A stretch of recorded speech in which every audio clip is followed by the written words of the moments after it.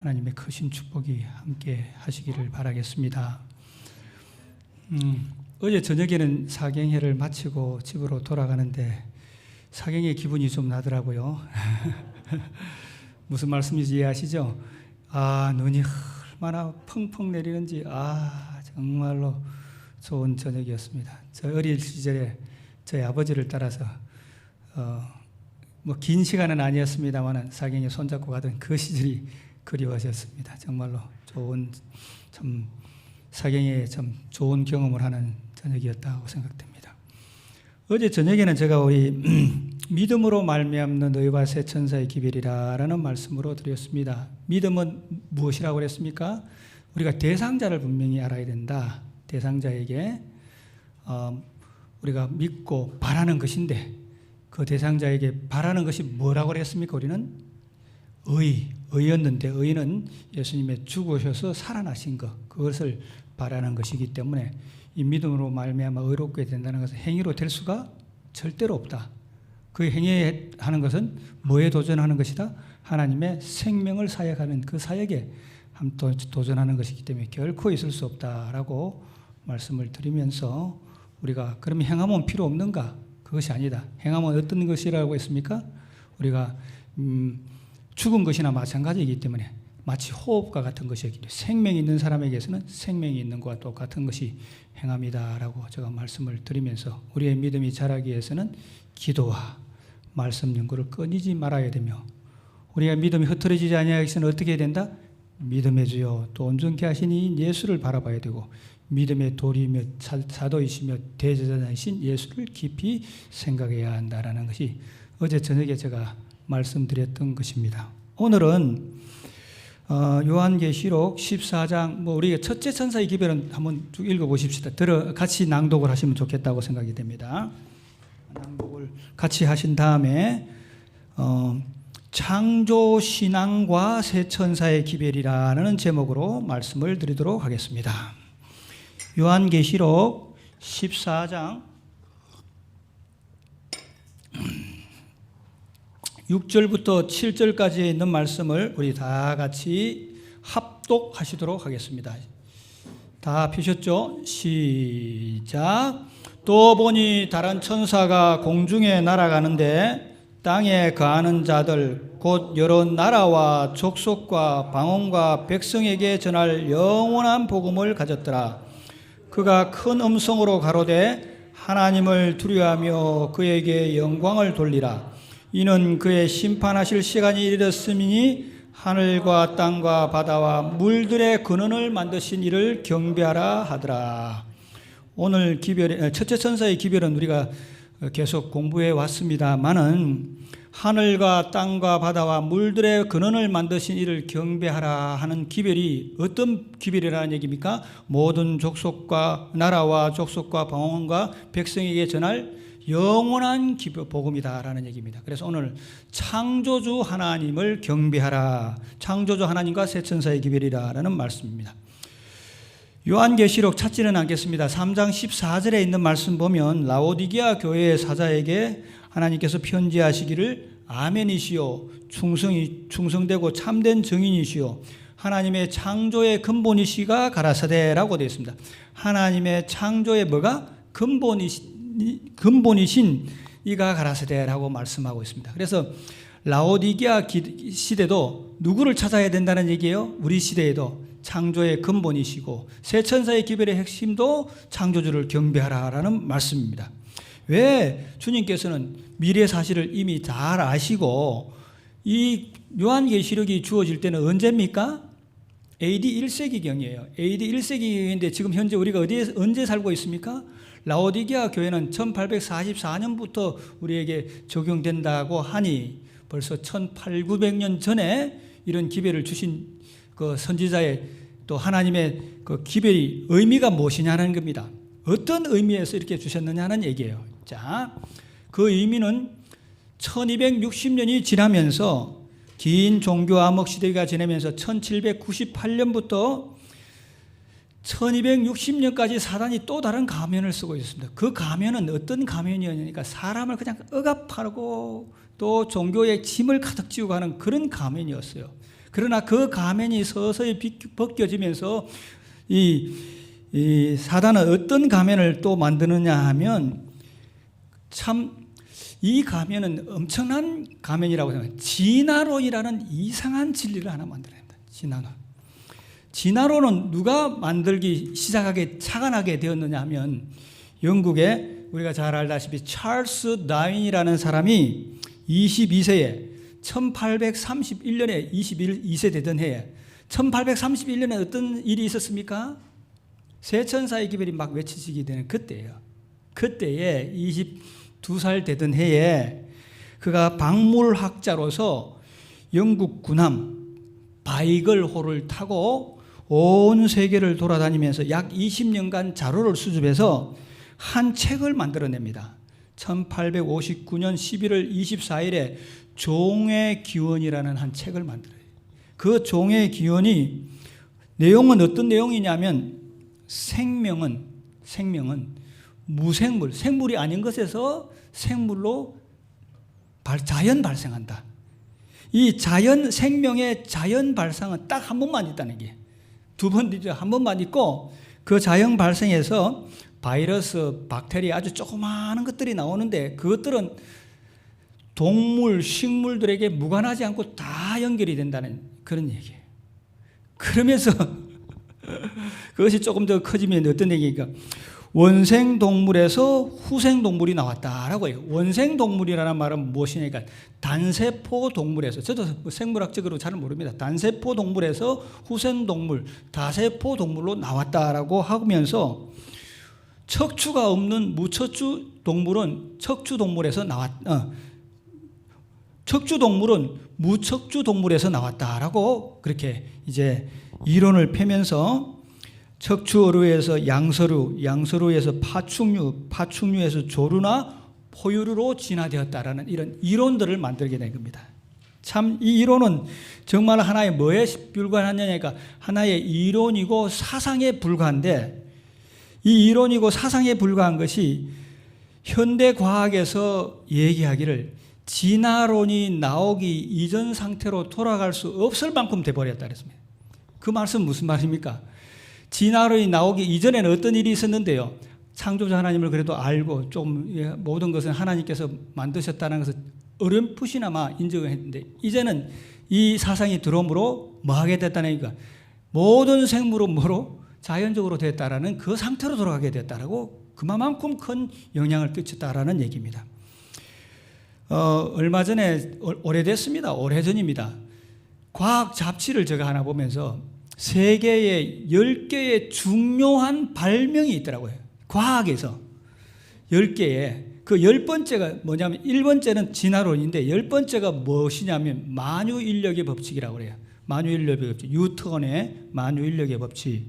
두 번째가 미생물학을 아마 잘 보이지 못한 미생물을 발견한 것이 두 번째 발견이고 세 번째는 페니실린, 우리 백신 종류입니다. 그 다음에 네 번째는 박테리아, 파스테르가 박테리아 발견한 것이 네 번째고, 일곱 번째고, 여섯 번째는 멘델스온이 산 유전 법칙이고, 다섯 번째는 코펠르니쿠스가 발견한 지동설이고, 네 번째는 원소 주기표, 화학 배울 때 제일 기본으로 하는 원소 주기표, 그 다음에 세 번째로는 상대성 이론, 그 다음에 네 번째로는 일반 상대성 이론이고, 제일 최고 영향을 많이 끼치는 것이 진화론이라는 거예요. 진화론은 어떻게 너무나 허무맹랑하지만 창조가 분명한데도 여러 창조가 분명한데도 안 믿게 하는 가장 큰 구실 역할을 한 것이 이 진화론이래요. 자, 하나님께서 이 세상을 창조하고 종과 종이 특별히 창세기 1장 11절과 12절에 있는 말씀 보면 하나님이 가라사대 때 땅은 풀과 씨 맺는 채소와 각기 종류대로 씨 가진 열매 맺는 과목을 내라 하시매 그대로도 땅이 풀과 각기 종류대로 씨 맺는 채소와 각기 종류대로 씨 가진 열매 맺는 나무를 내니 하나님이 보시기에 좋았더라라고 되죠. 각기 종류대로 만들었다는 얘기예요.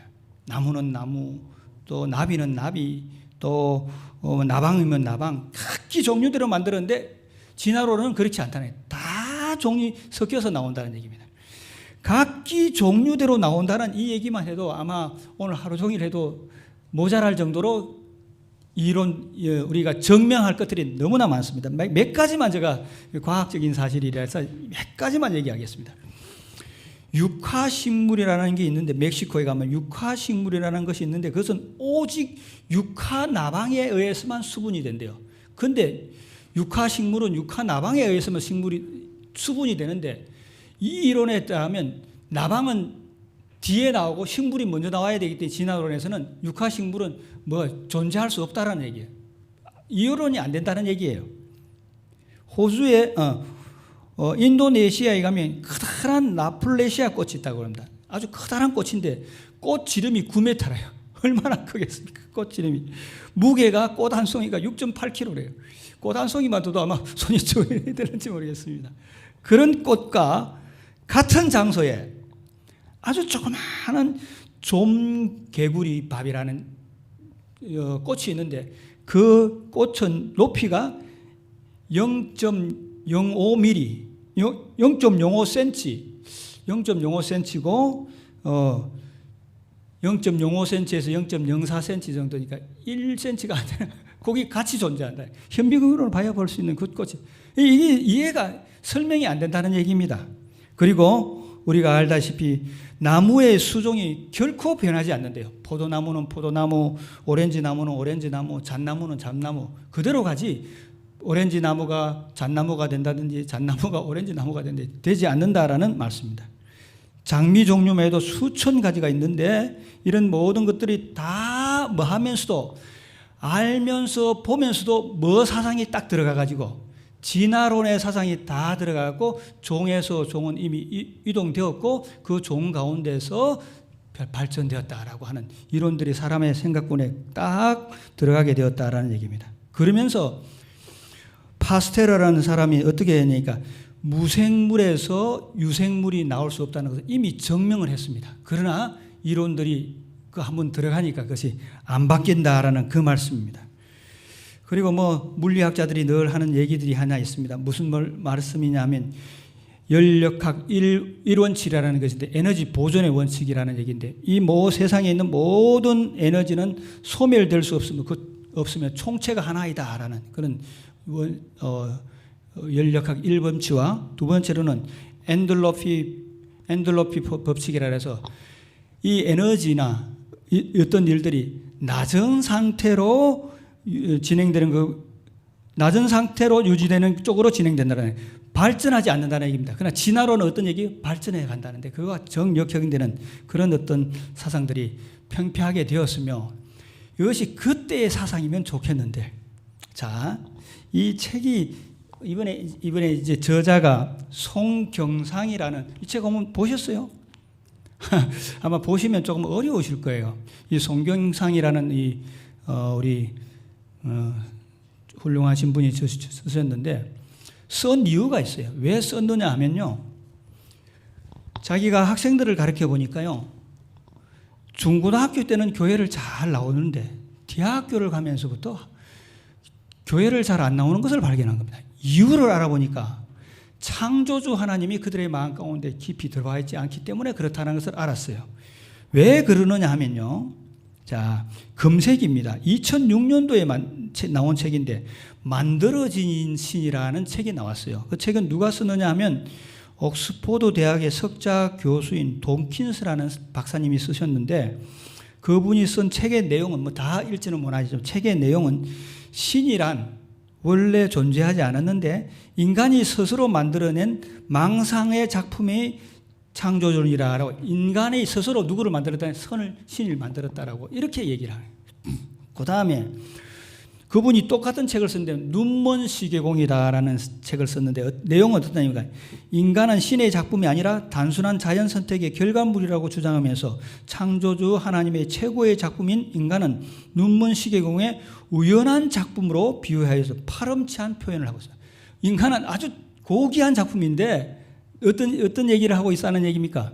창조주 하나님 우연히 그냥 만드는 하나의 눈먼 시계공 같은 그런 어떤 책이 나왔는데 놀라운 것은 이런 책들이 대학교 들어가면 대학생들이 봐야 될 선정된 도수 중에 꼽혀 있는 것을 보고 안 되겠다. 뭘 해야 돼? 창조주 신앙을 이렇게 써야 되겠다 하고 우리 송경상 우리 치과 의사시면서도 동시에 철학 박사인 것 같습니다. 쓰셔서 이번 사경회 때 교재로 쓰고 있습니다. 자, 이런 사상들이 딱 들어오니까 어떤 생각들이 들어오게 되느냐 하니까 사람의 마음 가운데서는 적자 생존의 원리가 딱 들어와 있고 사람들이 다 이기적인 사람들이 된 겁니다. 이기적인 사람이 되어서 아들이나 자녀나 가족들 중에서 우리가 하나님의 아들이고 하나님의 자녀로 이게 창조론을 밀어야 되는데 도덕론에 근거해서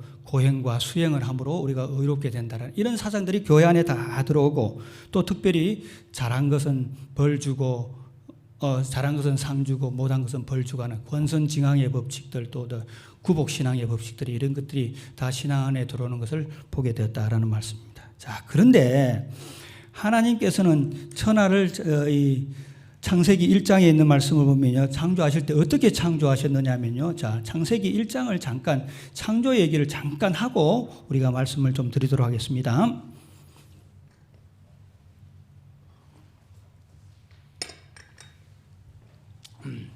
창세기 1장에 보면요. 11절과 12절에 있는 말씀 보면요. 창세기 1장에는 종류대로라는 말이 얼마나 많이 나오는지 모르겠습니다. 자, 하나님이 가라사대 땅은 풀과 씨 맺는 채소와 각기 종류대로 씨 가진 열매 맺는 과목을 내라 하시며 그대로도 땅이 풀과 각기 종류대로 씨 맺는 채소와 각기 종류대로 씨 가진 열매 맺는 나무를 내니 하나님이 보기에 좋았더라라고 보시기에 좋았더라고 말씀하고 있습니다. 여기 보면 하나님께서 각종 뭐를 많이 다 종류대로 다 만들었다라고 말씀하고 있습니다. 여러분 물속에 잠깐 여기 좀 설명을 하고 좀 지나가겠습니다. 물속에 말입니다. 폐유류라고 하면 조개류입니다. 조개류가 몇 종류가 있다라고 생각하십니까? 요 조개류가 우리가 셀 수 있는 조개류는 아마 몇 개 안 될 거예요, 그러죠? 그런데 찾아보니까 약 10만 종이 된대. 그리고 이미 사라진 조개류가 몇 종류 되겠어요? 사라진 조개류도 약 10만 개 정도 된다고 그렇게 합니다. 여러분, 그리고 가재 종류, 그 물가에 가재들 있지 않습니까? 가재가 몇 종류 되겠습니까? 몇 종류 정도. 가재 종류만 해도 여러분 가재 종류 해봐야 아마 서너 가지 되겠지라고 생각할 수 있겠지만 가재 종류만 해도 3만 가지가 넘는답니다. 이만큼 많습니다. 여러분, 그리고 경골 어류라 그래갖고 불에가 있고 아가미가 있는 어류들이 있어요. 불에가 있고 아가미가 있는 어류. 그것이 불에가 있고 아가미가 있는 고기들이 종류가 뭐냐면 자라돔, 참돔, 감숭어, 참치, 명태, 고등어 이런 것들인데요. 이런 종류들이 몇 개 정도 되겠습니까? 2만 천종이래. 2만 천종. 그 다음에 각종 달아나는 새 박쥐들이 이렇게 많은데요. 새 박쥐의 종류는 너무나 많아갖고요. 우리나라에 살고 있는 야생 새만 몇 마리인 줄 아세요? 우리나라에는 야생 새만? 여러분 생각해 보십시오. 여러분이 셀 수 있는 새 종류는 참새, 까마귀, 박가치, 박새, 꿩, 올빼미 이런 정도일 겁니다. 그런데 우리나라에 살고 있는 새 종류만 해도 몇 종류냐 하니까 400종이 넘는다고. 야생 새만 해도. 이만큼 하나님께서는 많은 이런 것을 주셨다라고 말씀하고 있습니다. 자, 여기서 잠깐 우리가 이렇게 각종 종류대로 주신 하나님의 의미가 뭔지를 잠깐 우리 생각해 봅시다. 하나님께서 이렇게 각종 종류대로 주신 의미가 뭐겠습니까? 저는 이 제주도에서 잠깐 목회를 할 때 우리 제주도 교회 어느 한 장로님이 뭐를 좋아하셨느냐 하면 낚시를 참 좋아하셨어요. 그래서 저보고 천 목사님 일요일 날 뭐 하십니까? 그래요. 그래서 어떨 때는 집에 있기도 하고 그러니까 저하고 낚시를 가십시다 해서 낚시를 갔습니다. 몇 번 따라다녔습니다. 그래서 제가 장로님께 물었습니다. 장로님 왜 낚시를 그렇게 좋아하십니까? 라고 물으니 장로님께서 대답하시니 왜 여러분 낚시를 좋아하십니까? 혹시 낚시 좋아하시는 분이 계시는지 안 계시는지 모르겠습니다만 장로님의 대답이 참 저에게 가슴에 와닿습니다. 목사님 낚시하고 올릴 때마다 다른 고기가 나와서 좋습니다 라고 그렇게 말씀하셨어요. 만약에 매 똑같은 고기가 나온다고 한다면 얼마나 지겹겠습니까? 그러나 어떨 때는 큰 고기도 나오고 어떤 게는 작은 고기도 나오고 어떤 게는 색깔이 까만 것도 나오고 흰 것도 나오고 다른 고기가 나오기 때문에 좋다라고 그렇게 말씀하셨어요. 첫째로는 이 각종 다양하게 만드신 이유는 저는 그렇게 생각합니다. 첫째로는 하나님의 걸작품인 인간을 행복하게 위해서 그렇습니다. 만약에 이 공중에 날아다니는 새가 여러분 상상을 한번 해보십시오. 크기가 다 주먹만 하고 우는 소리가 다 똑같다고 한다면 여러분 어떻게 생각하겠습니까? 아마 사람 거의 미칠 거예요. 그러죠? 그러나 크고 작고 아주 다양한 이 새종들을 주심으로 말미암아 하나님께서 얼마나 우리에게 큰 재미를 허락하셨으며 또 하나님께서는 어떻게 말씀하신 어느 분은 이렇게 이 다양하게 주신 것은 각자의 가치를 인정하면서 살아라는 거예요. 각자의 개인의 가치를 인정하면서. 사람의 염색추가 몇 개입니까? 사람의 염색체가 23쌍이래요. 23쌍. 마지막 쌍은 23번째 상은 XY 성별의 쌍인데 성별의 상을 빼더라도 22개입니다. 22개 곱하기 2면 44개예요. 그거다 곱하기 2하면 40 더하기 2하면 46개예요. 46개의 염색체를 가지고 사람이 창조되었을 때 46분의 46성이면 숫자가 얼마큼 되겠습니까?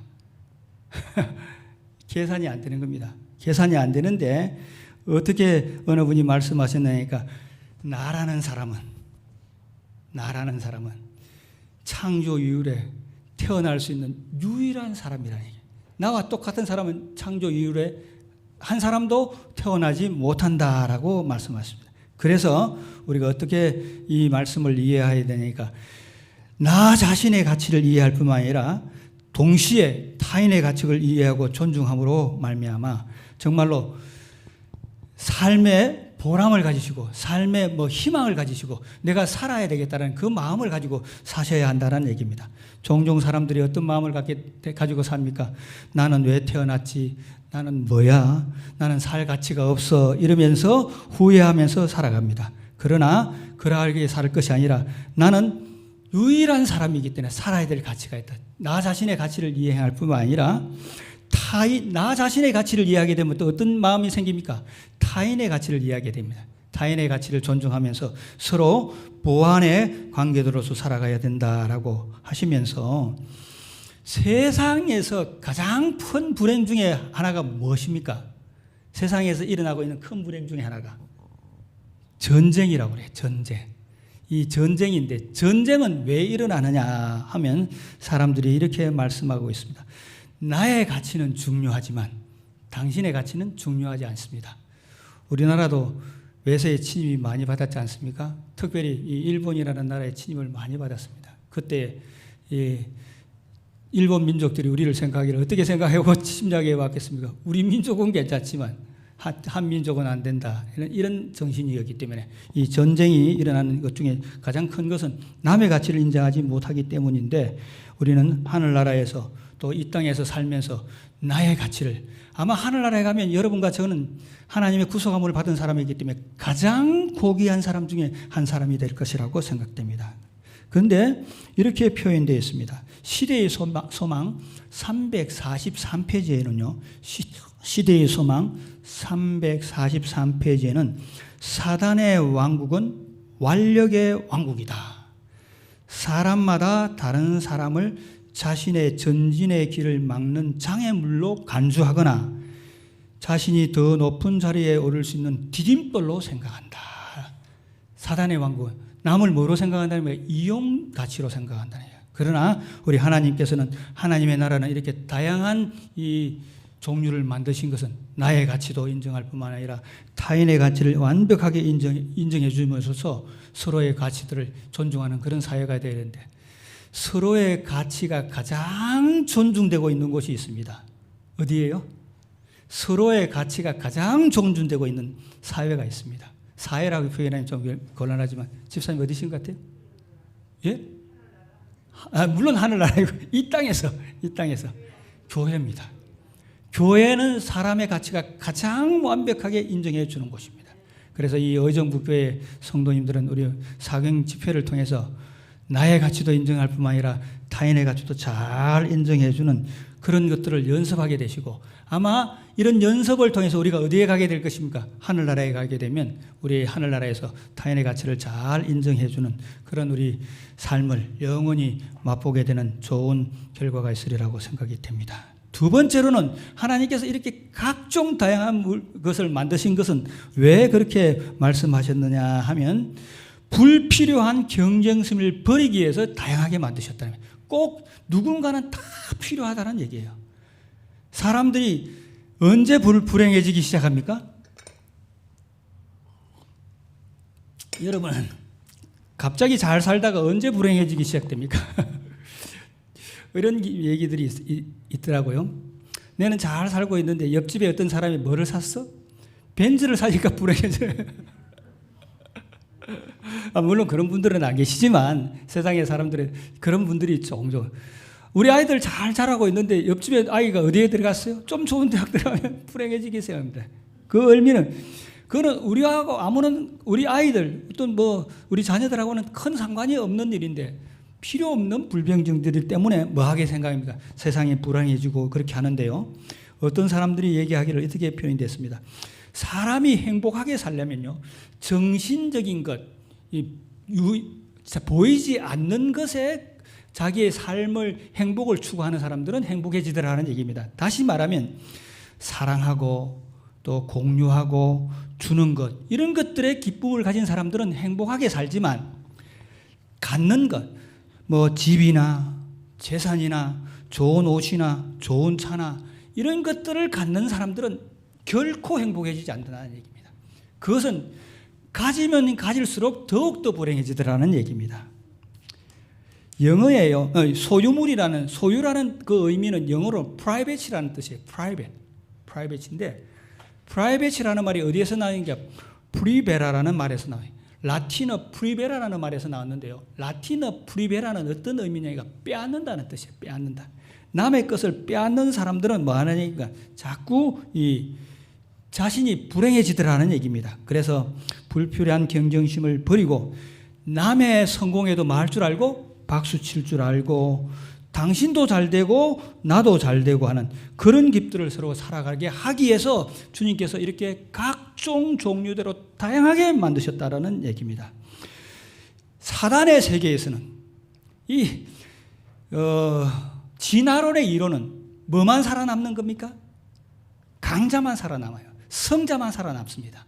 그러나 하나님께서는 어떻게 약자도 함께 사는 것이 이 함께 사는 세상임을 우리가 생각하시면서 불필요한 경쟁들을 다 버리시게 되시고 강자나 약자가 함께 살아가는 그런 사회를 만드시기 위해서 주님께서 그렇게 하셨다는 얘기입니다. 만약에 우리가 하늘나라에 가면 좀 다를 거라고 생각됩니다. 왜 하늘나라에 가면 좀 다르겠어요? 사람들이 다 하나님처럼 또 우리의 모습들이 다 달라져 있으니까 다 서로 보완하는 관계가 되겠지만서도 이 땅에서는 그렇게 살아야 된다는 얘기입니다. 그러면서 남의 약점을 보완해 주는 정신으로 살려고 이렇게 각종 종류대로 만드셨다라고 말씀하고 있습니다. 남의 약점을 보완해 주는 정신이다라는 얘기입니다. 제가 오늘 아침에 새벽 5시에 일어났어요. 4시 50분에 정확하게 일어났습니다. 일어난 이유는 저희 교회에 참 이런 정화조가 찼다고 그래서 새벽 5시에 정화조 청소하시는 분이 오신다고 그래가지고 4시 50분에 일어나서 옷을 갈아입고 청소하시는 그분을 맞이해서 하는 것 좀 도와드리는 게 아니라 불도 켜드리고 하는 그런 일들을 했습니다.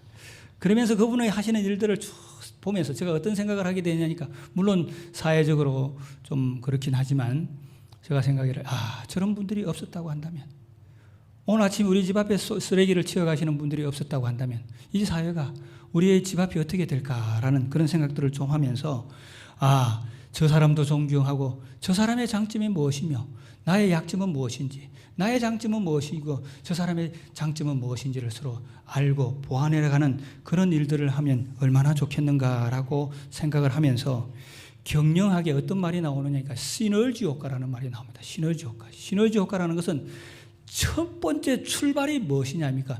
사람은 서로 다르다. 첫 출발이 사람은 서로 다르다는 얘기예요. 그런데 공산주의 이론에 좀 있으면 나오겠습니다. 공산주의나 이런 것들은 사람은 같다. 이런 것으로 시작합니다. 사람은 다르다. 다르기 때문에 어떤 사람의 장점과 어떤 사람의 장점이 서로 합쳐서 장점과 장점을 보려면 더 크게 되겠지만 장점과 약점과 장점이 서로 이렇게 잘 보완될 때는 아주 놀라운 시너지 효과를 내어서 일들에 아주 큰 일들이 발휘하게 된다라는 그런 말씀을 하고 있습니다. 그러면서 이러한 말씀이 있습니다. 부조와 선지자 134페이지와 135페이지에는 아주 의미 있는 말씀을 우리에게 하고 있습니다. 어떤 말씀이냐면 상호 의존의 법칙, 상호 의존의 법칙이라는 게 시너지의 법칙입니다. 상호 의존의 법칙은 사회의 모든 계층에 다 적용된다. 우리 모든 계층에 다 적용된다는 얘기입니다. 한 계층이 하나님께서 부유한 이웃에게 있게 하셔서 축복의 일부를 요청하는 법은 한 계층이 부유하려면 이웃 사람들의 도움을 받아야 된다는 얘기입니다. 그러려면 다른 계층, 가난한 자의 자본인 뇌와 뼈와 근육의 힘으로 노력이 필요하다. 한 계층이 부유하려면 그 사람들의 노력이 있어야지만 계층이 부유해진다는 얘기입니다. 그래서 생태계의 다양성은 하나님께서 품성을 형성시키시고 발전시키기에 계획하신 방법 가운데 하나이다. 생태계에 이렇게 다양하게 만드신 것은 하나님께서 그렇게 하신 이유 중에 하나다라고 말씀하고 있습니다. 그래서 저와 여러분께서는 이 세상을 살아가면서 어떤 마음으로 가져야 되냐니까 하나님께서는 각기 종류대로 만드셨기 때문에 저분의 장점, 나의 단점, 나의 장점, 저분의 약점을 서로 보완하면서 살아가는 사회가 되어야 되겠구나라고 결심하게 되시고, 특별히 이 여정부교회 다니시는 우리 성도님들의 가정들 가운데서는 이러한 또 이 교회에서는 그러한 일들이 잘 되심으로 더욱더 성성장구하는 그런 주의 교회가 되시기를 바랍니다. 그러면서 제가 한 재미나는 한 얘기를 하도록 하겠습니다. 여러분, 여담으로 들으십시오. 혹시 집에 요즘에 애완 개나 고양이들 키우시는 분들 계시죠? 집에. 저도 한번 여기서는 안 계시는 모양이네요. 저도 이제 어디에 이제 목회를 가게 되면 그 목회하는 곳에서 개나 고양이를 바깥에 키울 장소가 있는가 봐서 바깥에 키울 장소가 있으면 저는 꼭 키웁니다.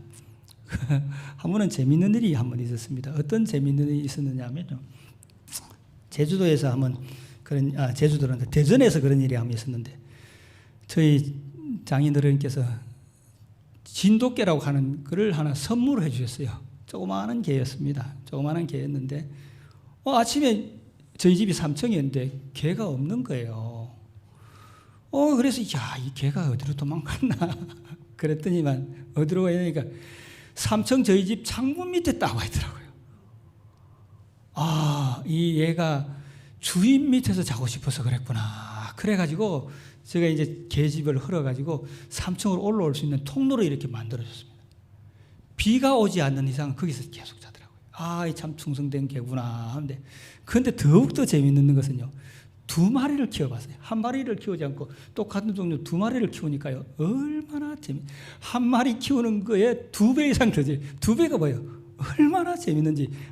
주님께서 이렇게 다양한 은사들을, 다양한 종류들을 우리에게 주셔서 우리에게 기쁨과 또 불필요한 경쟁들과 시너지 효과들을 내게 하기 위해서 그렇게 하셨구나 하는 것들을 제가 느끼면서 우리의 사회에서 남의 잘못을 보완해주고 하는, 또 불필요한 경쟁들을 버리게 하고 자신의 가치와 타인의 가치를 인정하면서 살아가는 우리 성도님들과 저와 여러분이 되시기를 바랍니다.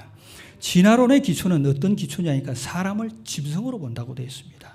이성 없는 짐승같이 본다라고 말씀하고 있습니다. 자, 그리고 멸망에 가는 짐승같이 본다라고 말씀하고 있습니다. 자, 이런 진화론이 나온 것도 좋은데요, 이 진화론이 나오가 거의 동시에 또 한 사상이 나오게 되었습니다. 이 창조주 하나님을 공경하라라고 하면서 또 한 사상이 나왔는데, 그 사상이 어떤 사상이에요? 자, 공산주의 사상인데 1848년에 유물사관에 기초하여서 칼 마르크스라는 사람이 공산당 선언을 하면서 세상을 온통 이 이념에다가 집어넣게 되었습니다. 여러분 잘 아시죠? 사람을 뭐로 보는 겁니까? 사람을 하나의 생산 재원으로, 뭐 간단하게 얘기하면 그렇습니다. 여러 긴 이론들이 있습니다만은 생산 재원으로 봐서 계급 사회를 나누어서 이렇게 하는 이론들이 등장하면서 사람들이 정말로 이 하나의 물질에 불과한 것에 생산하는 그때 도구에 불과한 것으로 만들어 버렸습니다. 근데 하나님께서는 본래 우리를 어떻게 창조하셨다고 말씀하고 있습니까? 이 창세기에서는요. 창세기 1장 26절과 27절에 있는 말씀 보겠습니다. 창세기 1장 26절 27절. 자, 26절 27절. 하나님이 가라사대 우리의 형상을 따라 우리의 모양대로 우리가 사람을 만들고 그로 바다의 고기와 공중의 새와 육축과 온 땅과 땅에 기는 모든 것을 다스리게 하자 하시고 하나님이 자기 형상 곧 하나님의 형상대로 사람을 창조하시되 남자와 여자를 창조하시고 하나님께서는 우리를 어떤 모습으로 창조하셨다는 얘기입니까?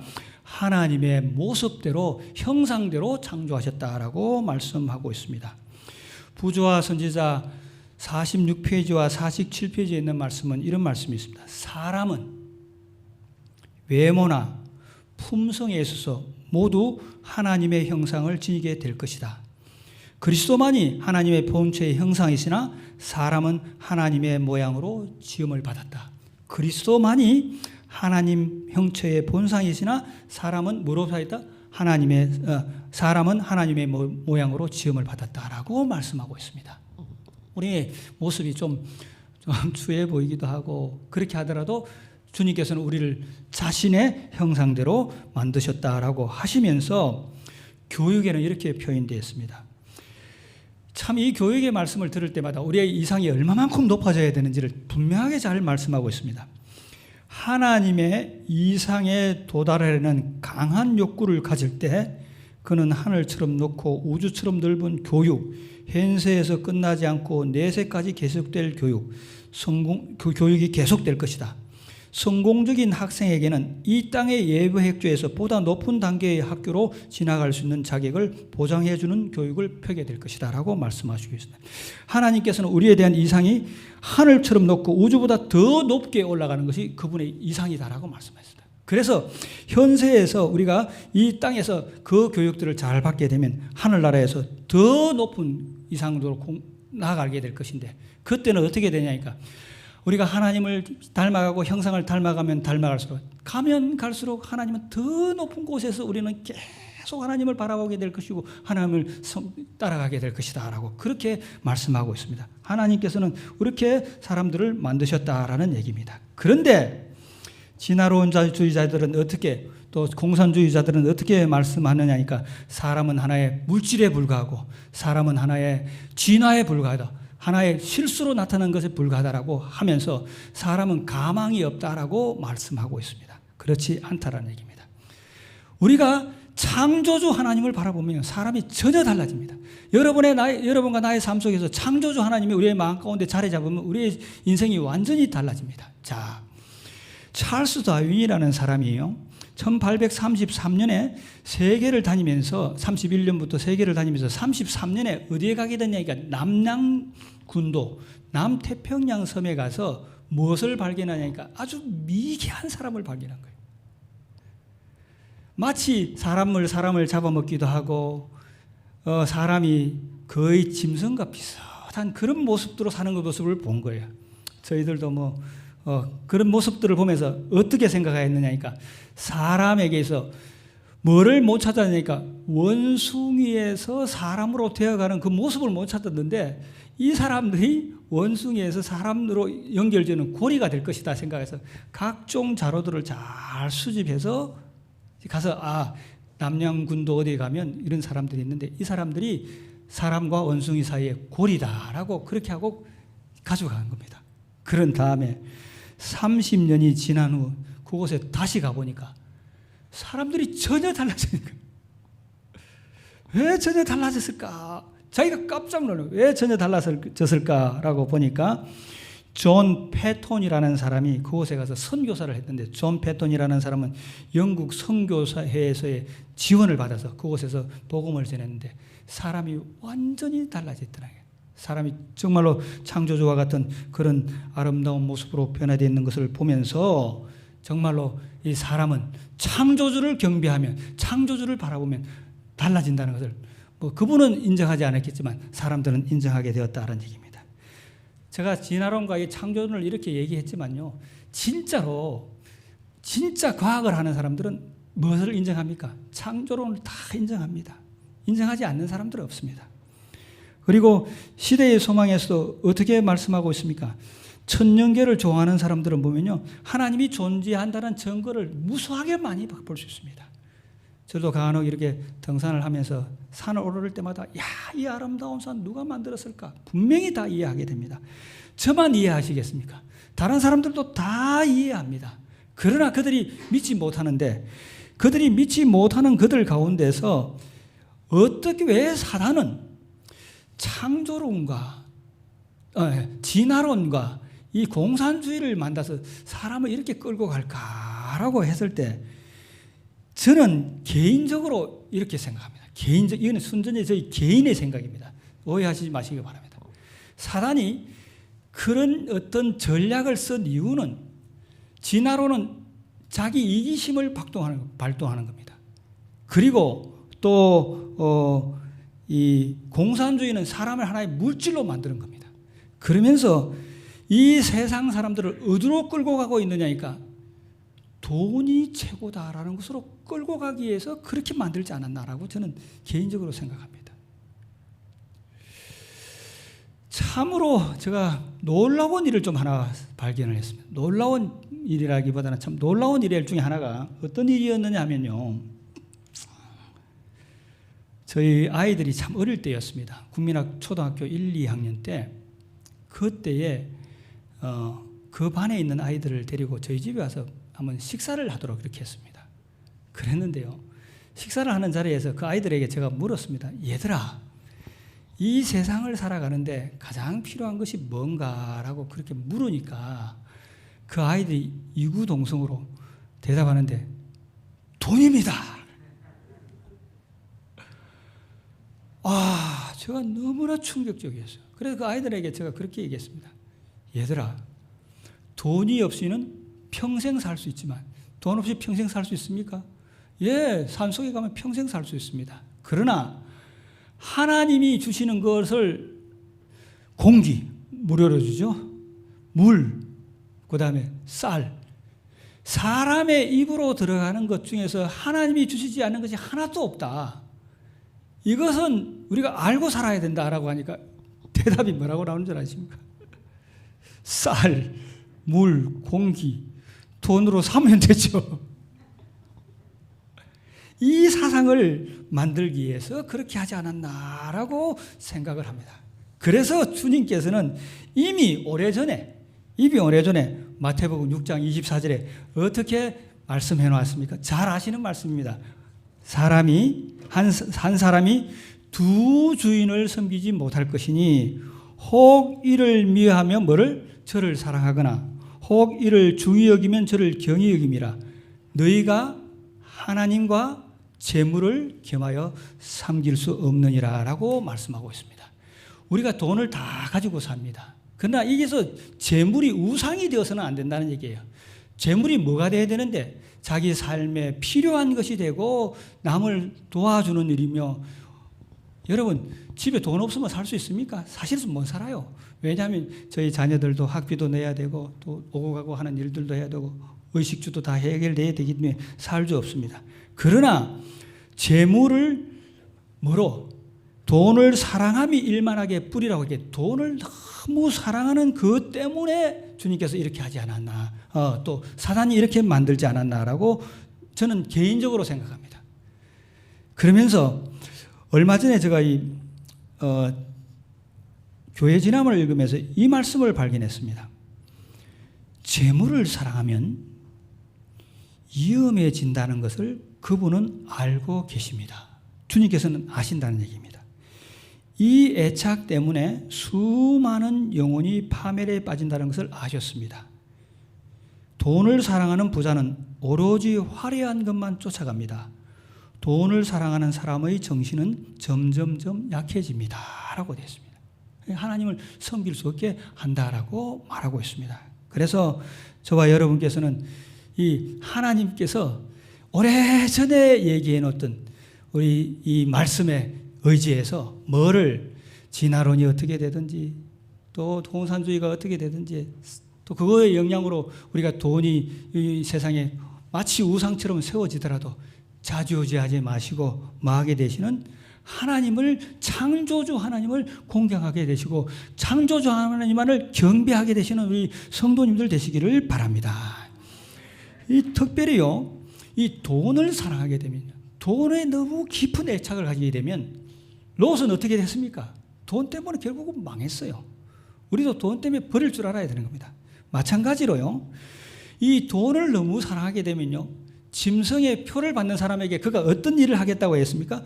우상에게 경배하지 않은 자는 몇이든지 다 죽이겠다고 한 다음에 계시록 13장 16절과 17절에 있는 말씀 보면 저가 모든 자 곧 작은 자나 큰 자나 부자나 빈국한 자나 가난한 자나 종들로 오른손이나 이마에 표를 받게 하고 누구든지 이 표를 가진 자 외에는 뭐를 못하게 하겠다고? 매매를 못하게 하겠다 하니까 매매를 못하게 하니까 어떻게 되겠습니까? 돈에 대한 애착이 가졌던 사람들은 다 여기서 넘어가리라고 생각됩니다. 그렇기 때문에 세 천사의 기별은, 첫째 천사의 기별이 어떤 기별이라 했습니까? 하나님을 두려워하며 그에게 영광을 돌리고 하늘과 땅과 바다와 물들의 권원을 만드신 이를 뭐하라고 했습니까? 경배하라고 말하고 있습니다. 왜 하나님께서는 굳이 창조주 하나님을 알면 되지, 알고만 있으면 되지, 창조주 하나님이 존재하신다는 것을 인정만 하면 되지 왜 경배하고 하라고 하시느냐는 얘기입니다. 왜 하나님께서 사람들에게서 이 창조주 하나님을 경배하라고 하시는 것 같습니까? 여러분의 사람은요, 무엇이든지 간에 경배하게 만들어 놓은 것이 사람들의 존재입니다. 그렇기 때문에 세상에 많은 사람들이요, 자세히 한번 보십시오. 관찰해 보시기를 바랍니다. 자기가 좋아하는 것들을 따라서 그걸 추종하게 되어 있습니다. 그것이 어떤 분들에게는 뭐가 될 수도 있고요, 보이는 것이 될 수도 있고, 어떤 것은 보이지 않는 것이 될 수도 있고, 보이는 것들 중에서는 어떤 사람들은 미신이 될 수도 있고, 어떤 사람들은 종교가 가질 수도 있고, 여러 가지가 있습니다. 그 대표적인 것들이 중에 하나가 돈이고 여러 가지가 있습니다만 사람은 뭔가를 경배하게 되어 있다는 얘기입니다. 경배하게 되는 들 가운데서 특별히 일본 사람들은 자기의 경배들을 자기가 좋아하는 것들이 다 경배로 만들었어요. 그래서 일본 사람들은 신이 얼마나 많다고 합니까? 자기가 좋아하는 것이 다 신이에요. 사람들은 누군가가 뭐하게 되어 있다는 얘기입니다. 경배하게 되어 있다는 얘기입니다. 그런데 하나님께서는 어떻게 말씀하셨느냐니까, 참 경배의 대상을 알고 경배를 하면 사람이 행복해진다는 것을 주님께서 아신 거예요. 그래서 주님께서 우리를 경배하라고 하시는 겁니다. 그래서 주님께서는 하나를 여러 나라와 족속과 방언과 백성에게 전할 영원한 소식이 그들의 영원한 소식인다고 했는데, 영원한 소식이라는 말은 복음이라고 하는데 복음은 복된 소식이에요. 영원한 복음인데 복된 소식이라고 말씀하고 있는, 제대로 된 창조주를 경배하는 것이 뭐가 되기 때문에, 기쁨이 되기 때문에 그렇다라는 말씀입니다. 경배라는 말이 영어로는 worship이에요. worship인데요. worship이라는 말을 풀이하면 praise to God입니다. 하나님을 찬양하는 것이에요. 하나님을 찬양. 하나님을 찬양한다는 말은 어떤 말입니까? 여러분이 찬송과 기쁨이 넘칠 때 하나님을 찬양하는 겁니다. 그래서 우리가 하나님을 찬송하고 찬양하면 어떤 일이 있다는 얘기입니까? 우리가 행복해진다는 얘기예요.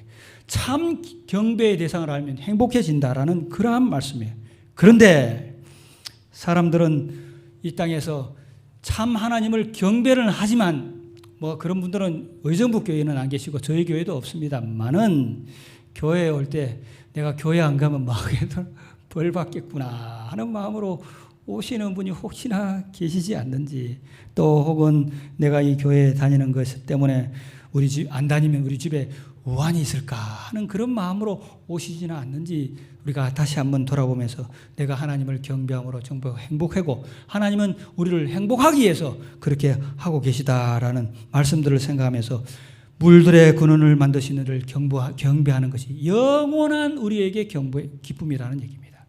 그렇기 때문에 하나님께서는 어디에서도 하나님을 경배하라고 합니까? 우리가 이 땅에서만 경배하면 되지 하늘에 가서 뭐 경배할 이유가 있겠습니까? 그러나 하나님께서는 어떻게 계시록에 말씀해 세세토록 살아계시는 하나님을 경배하겠다고 말씀하고 어디에 가서 하늘나라에 가서 그렇게 하겠다고 말씀하고 있습니다. 그래서 저와 여러분께서 경배를 함으로 우리가 행복해진다라고 생각하시면서 이 교회에 오실 때마다 여러분 행복하고 기쁘고 즐거운 마음으로 오게 되시기를 바랍니다. 두 번째로는 경배를 왜 하라고 하시나니까 자신이 경배할 때 내가 누구인지를 깨닫게 된다라는 말씀입니다. 자, 에녹, 요셉, 다니엘, 엘리야, 다윗, 요나단, 요나 이런 사람들은 하나님의 자녀가 되었습니다. 하나님의 자녀가 된 것이 왜 그들이 하나님의 자녀가 되었습니까? 그들이 누구를 경배했기 때문에 하나님의 자녀가 됩니까? 하나님을 경배했기 때문에 하나님의 자녀가 된 겁니다. 그러나 사울, 에서, 니므롯 이런 사람들은 그들이 누구를 하나님의 자녀가 안 됐습니다. 하나님의 자녀가 안 된 이유는 왜 안 됐습니까?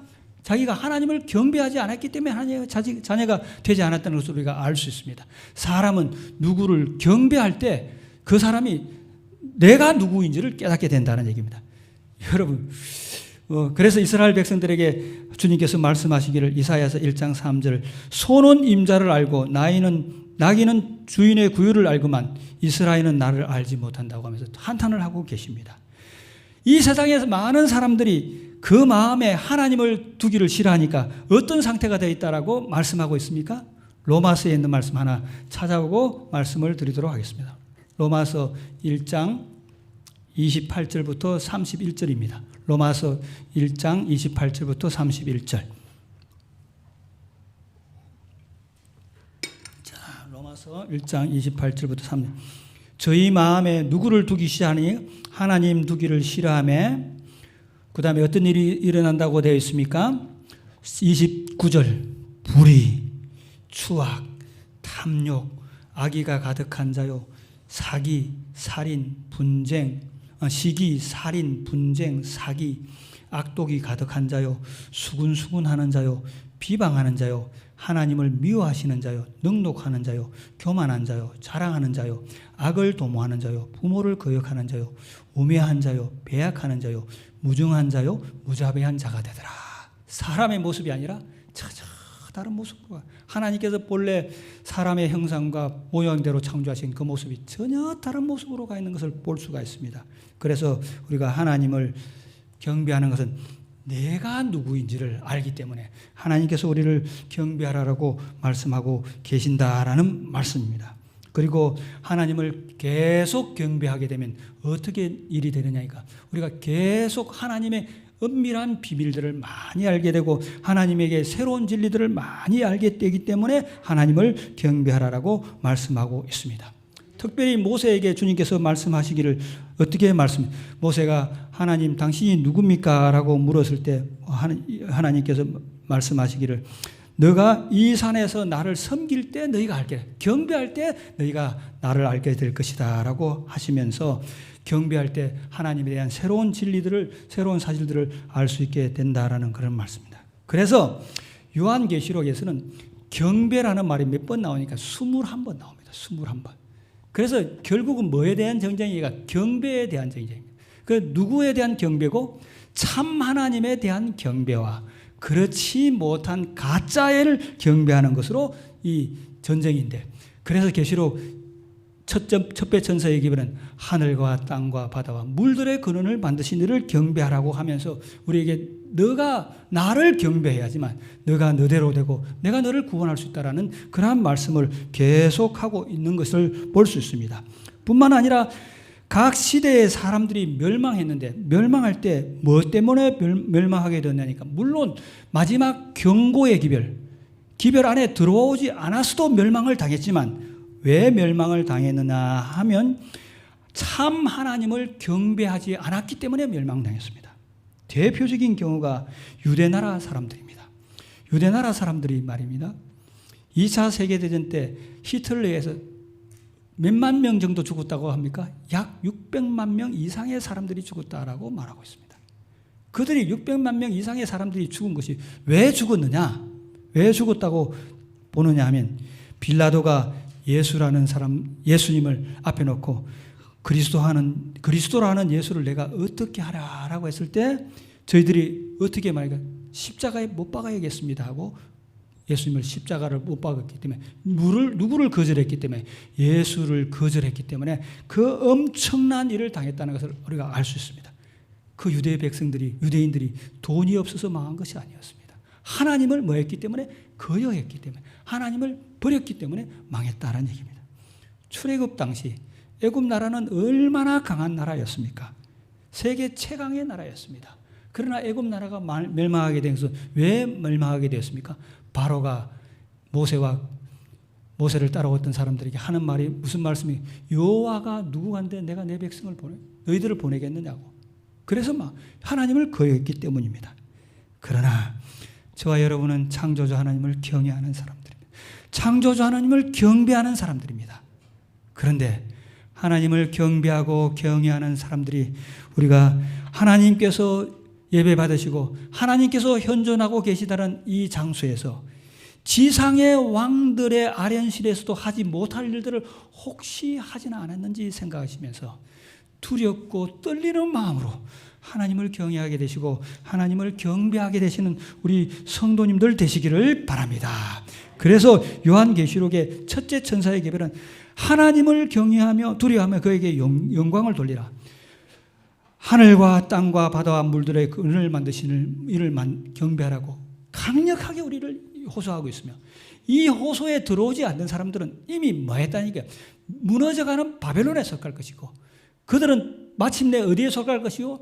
짐승의 표를 받을 것인데 짐승의 표를 받는 사람들에게는 뭐가 없을 것이라 했습니다. 밤낮 쉼이 없을 것이다. 그러나 창조주 하나님을 경배하는 사람들에게 뭐가 있다? 쉼을 주겠다라고 우리에게 약속하고 계십니다. 그렇기 때문에 저와 여러분이 어렵더라도 이 세상 예수님 믿고 산다는 것이 어떨 경우는 참 쉽지 않은 경우가 많습니다. 그렇죠? 그렇더라도 창조주 하나님을 경배하는 일에 최선의 노력을 다함으로 살아가심으로 우리의 모습들이 창조주 하나님으로 변화되어 가시는 또 창조주 하나님을 많이 닮아가게 되시는 의정복교회 성도님들이 되시기를 바랍니다. 마지막으로 한 얘기를 하고 마치도록 하겠습니다. 미국에 가면 큰 바위 얼굴이라는 공원이 있습니다. 국립공원이에요. 국립공원. 화이트 마운틴이라는 곳인데 아마 버몬트 줄 거로 알고 있습니다. 제가 자세한 건 모르겠는데 거기 가면 물론 그 마을을 비경으로 한 것은 아닙니다만은 어느 한 작가가 자기 마을에 산골 마을인데 큰 바위가 있는데 큰 바위가 뭐의 모습이냐니까 아주 인자하고 선한 사람의 모습인 겁니다. 저희 집에서 쫙 창문을 열면 도봉산이 보이고 북한산이 보입니다. 제가 도봉산과 북한산을 멀리서 보면 누구의 모습같이 보인다고 그럽니까? 혹시 그 말씀 들어보셨어요? 에브라함 링컨이 누운 모습처럼 보인다 그렇게 말씀하고 있습니다. 그런 것과 같이 그 바위에 아주 인자하게 생겼던 그 모습을 보면서 마을에 어떤 전설이 내려오느냐 하면 이 마을에 저 사람과 비슷한 사람이 닮은 사람이 와서 우리 마을을 통치하면 우리 마을에 평화가 찾아오고 우리 마을이 참 평화로운 마을이 될 것이다 라는 그런 전설이 내려오는 겁니다. 그래서 어느 조그마한 꼬마가 그 얘기를 듣고 늘 그 바위를 바라보는 겁니다. 길을 가다가도 바위를 바라보고 자기의 인생이 힘들더라도 바위를 바라보고 일을 하다가도 바라보고 이렇게 하던데 하루는 청년 시절이 되어서 마을 사람들을 다 모아서 그 마을 출신의 군인이라는 사람이 찾아와서 내가 저 바위와 닮았습니다 하고 사람들을 모았습니다. 사람들이 현혹이 되어서 저 사람은 좀 닮았구나 이렇게 생각하면서 그 사람을 좀 따라왔는데 그 사람이 하는 행동들이나 어떤 모습들이 억압하고 하니까 아니라는 것을 아는 겁니다. 아, 저 사람은 아니다. 사람들이 다 배격을 했어요. 중년 정도가 되었습니다. 중년 정도가 되었는데 누가 또 찾아왔느니까 국회의원 하는 사람, 정치가가 찾아와서 내가 저 바위와 닮았습니다 하면서 이렇게 사람들을 모아서 자기의 뜻대로 뭔가를 이렇게 해보려고 하니까 사람들이 저 사람도 아닌데 저 사람도 아닌데 이렇게 하면서 또 뿔뿔이 다 흩어지고 말았습니다. 이 어린아이가 다 자라서 이제 노년이 돼서 머리가 허연 노인 백발이 되었습니다. 백발이 되었는데 그 마을 출신 시인이 하나 와서 내가 이 마을 출신이고 시인이고 문학가인데 저 바위와 닮은 사람입니다 라고 이렇게 사람들에게 얘기를 하니까 아닌데 이렇게 하면서 그 시인도 아니다라고 다 이 배격해 가서 돌아가면서 불쑥보지가 누가 있어요? 어릴 때 늘 바위를 쳐다보던 그 분이 노인이 되어서 있는 것을 보면서 주변 사람들이 아닙니다. 당신이 바로 그 어린아이가 자란 노인, 당신이 바로 저 바위와 닮은 사람입니다.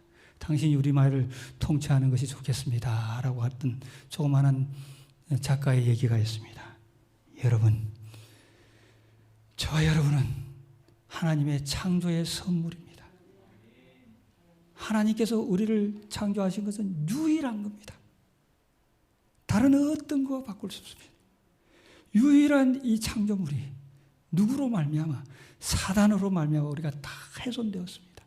그럴 때 주님께서 뭘 하시고 십자가를 지셔서 우리를 피로 다시 사셨습니다.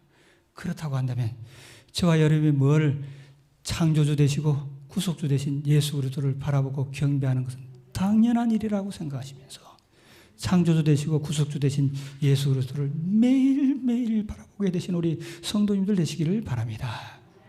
어제 저녁에 제가 믿음으로 말미암아서 어떻게 말했어요? 우리의 믿음이 자라려면 어떻게 되어야 된다고 말씀하셨을까? 믿음의 주여 또 온전케 하신 이인 예수를 바라보자고 했습니다. 믿음의 도리이며 사도이신 대제사장 되신 예수님을 깊이 생각하자라고 말씀하셨습니다.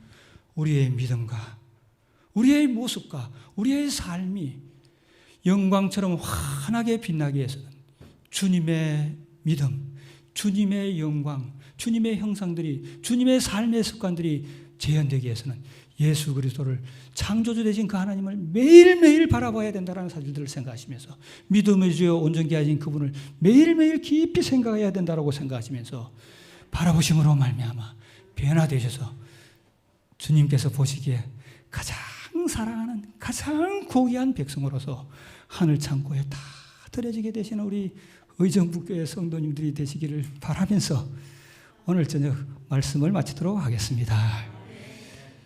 오늘 저녁 얘기가 좀 되게 길었죠. 이 창조 얘기를 한다고 이렇게 좀 길었습니다. 이유는 이 창조에 대해서 좀 깊이 과학자들이나 이런 분들은 잘 알 겁니다. 저는 그런 과학자가 아니고 신학자, 성경을 공부한 사람이니까 그 이론들 하나 이렇게 하려고 하니까 좀 그랬으니까 좀 이해하시길 바라면서 우리의 결국의 목적은 창조자 하나님을 경배하고 주님을 바라봐야 한다는 그 말씀들을 꼭 생각하시면서 세상의 여러 이론들 또 여러 사상들 또 세상의 큰 우상들 결코 따르지 말게 되시는 저와 여러분이 되시기를 바라면서 오늘 말씀을 마치도록 하겠습니다. 다 같이 기도하고 말씀 마치도록 하겠습니다. 하나님 아버지, 저희들을 고귀하게 창조해 주셔서 감사합니다. 하나님의 가장 귀한 창조의 선물입니다. 하나님의 형상과 모습대로 우리를 창조해 주셔서 너무나 감사합니다. 그러나 사단 마귀가 이 세상의 여러 같지 않은 사상들 때문에 우리의 사상들이 다 변화되었고 우리는 정말로 엉뚱당뚱한 것을 경배하고 따르는 이상한 사람들이 되었지만 인류가 되었지만 하나님께서 저희들을 사랑하여 주셔서 하나님의 자녀로 삼아 주셔서 진리 가운데 살면서 참 하나님을 발견하고 하나님을 경배하면서 예수님을 바라보면서 살 수 있는 특권을 주시는 데 감사드리오며 혹시 우리의 삶들 가운데서 죄로 말미암아 우리의 모습들이 조금 훼손되더라도 창조주 하나님을 바라봐야 됐다고 생각하면서 무릎을 꿇고 하나님을 바라보고 하나님을 경외하는 저희들 되도록 성령님 역사하여 주시옵소서. 얼마 있지 아니하면 우리의 가장 또 귀하게 여기는 어떤 것들이 세워져서 두 우상을 놓고 우리가 경쟁해야 될 때가 있습니다. 그럴 때 오늘 창조주 하나님을 경배함으로 하나님을 경배하는 그 일에 결코 낙오되지 않는 저희 성도님들 되도록 함께하여 주시옵기를 바라오며 돌아가는 발걸음에도 함께하여 주시옵기를 예수님 이름으로 간절히 기도하옵니다.